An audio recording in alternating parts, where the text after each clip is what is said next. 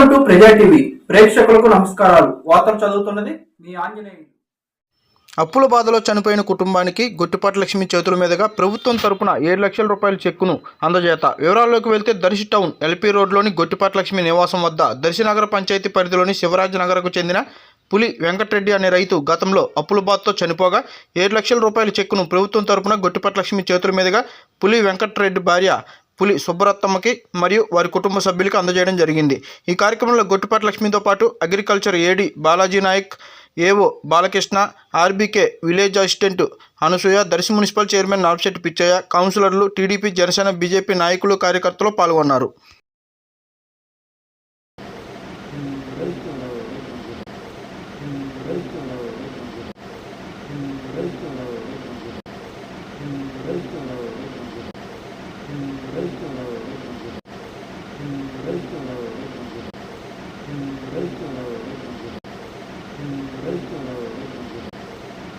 Thank you.